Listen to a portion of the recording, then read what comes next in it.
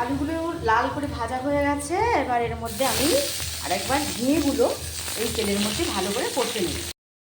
ঝিঙে থেকে জল বেরিয়ে গেছে, এবার এটাকে আমি ঢেলে নেব। এই ছানাটা দিয়েই ঝিঙে আর আলুটা করব। তো জিরে, হিং, শুকনো লঙ্কা আর একটু গরম মশলা আমি ফোড়নে দিয়ে দেবো। ফোড়নটার ভাজা বন্ধ হতে হতে দিয়ে দিলাম পেঁয়াজ। পেঁয়াজ দিয়ে দিলাম। এবার ফোড়নের সঙ্গে পেঁয়াজটা ভাজার সঙ্গে সঙ্গে আমি ছানাটাও দিয়ে দেবো। ছানাটা ওর সঙ্গে সুন্দর করে ভাজা হয়ে যাবে, তাহলে একটু ছানা ছাড়া যে গন্ধটা সেটা অতটা থাকবে না। পেঁয়াজ ছানাটা একটু ভাজা হোক, তারপরে মশলাটা আমার সুন্দর করে কষা হয়ে গেছে। এবার তেলে নেড়ে রাখা ঝিঙে আর আলুটা আমি এর মধ্যে দিয়ে দিই।